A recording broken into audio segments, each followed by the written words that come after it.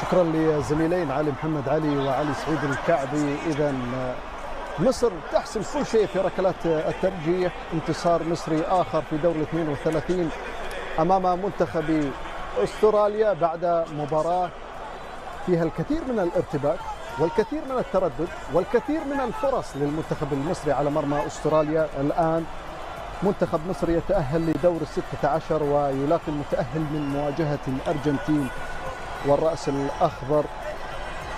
مبروك للمصريين، مبروك للجميع، مبروك لكابتن محمد أبو تريكة، مبروك لكابتن أحمد المحمدي، مبروك أيضا لياسر القحطاني، مبروك لنا جميعا. انتصار منتخب مصر في هذا اللقاء توتر كبير لكن الانتصار حاضر. ألف مبروك كابتن محمد. الله يبارك فيك يا عبد العزيز. الحمد لله. خد نفس خد نفس. انت ما كنتش بتتوتر كده وانت بتلعب؟ انت لعيب، انت مشجع. انا الواحد بيحس بتجربه المشجع. لا، شكرا ليكم، شكرا ليكم، شكرا لكل واحد، شكرا للكابتن حسام، شكرا لكل الجهاز، شكرا لكابتن منتخب مصر اللي عمل ضربه جزاء ولا في الاحلام يا برودك يا ابو صلاح. شكرا للمجموعه اللي ككل ادخلتوا الفرحه بالنسبه لنا. هاتوا لنا بقى ميسي، هاتوا لنا ميسي. ايوه.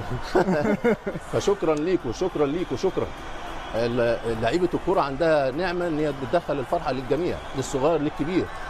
انتوا الان ابطال، بتكتبوا تاريخ، تاريخ مشرف، ولو الحق الناس تجري وراكم في كل حته، ولو الحق الناس تحبكم وتشجعكم، لان انتوا جيل دخل مصر والكره المصريه لمجال تاني، لحته تانيه، حته تانيه، حته التواجد بقى في كاس العالم والتمثيل المشرف ادخلتوه لينا بالنسبه لنا.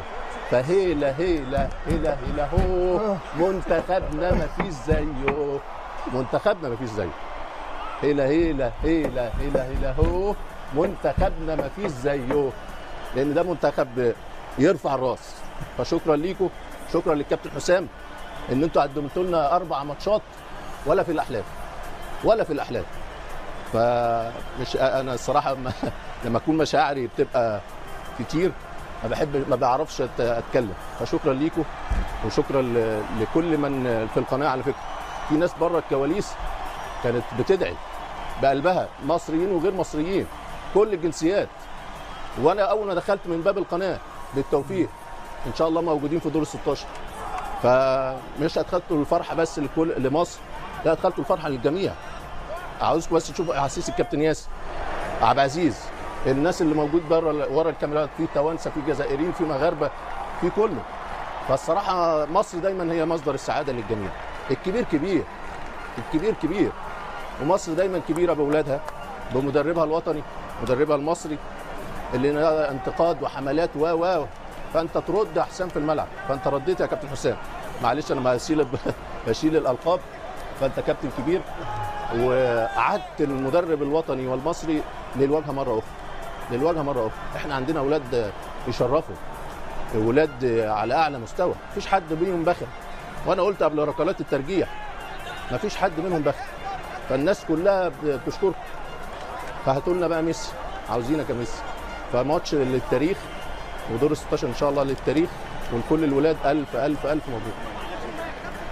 اولا مبروك لكابتن حسام حسن، كل الجهاز الفني، مبروك للاعبين.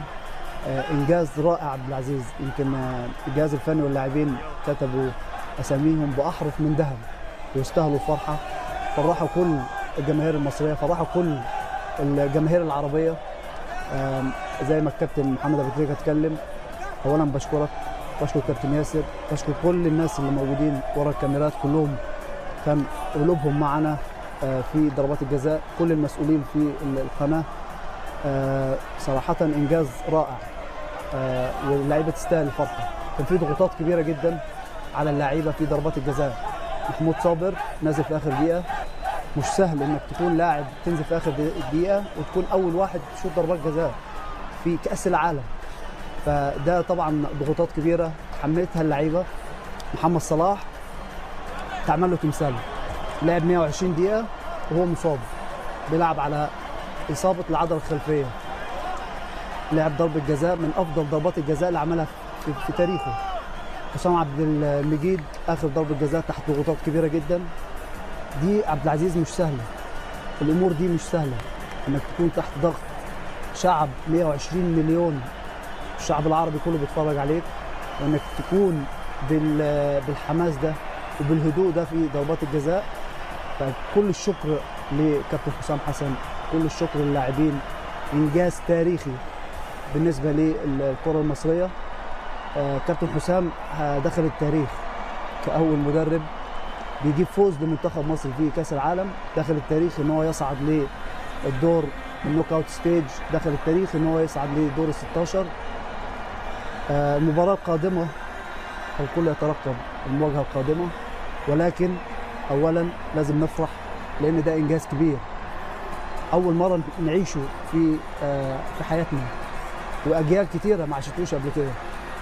فشكرا لكل اللعيبه، واكيد دي كلها دموع فرح عبد العزيز، دي كلها دموع الفرح. يعني شفنا كل الناس هنا قد ايه كانت تحت ضغوطات في ضربات الجزاء، والناس كلها متاثره. فحقهم يفرحوا، حقهم يعملوا اللي هم عايزينه. اللعيبه ديت خلاص دخلت التاريخ من اوسع ابواب. دعونا نعيش هذه الاجواء بعد انتصار المنتخب المصري في العربات.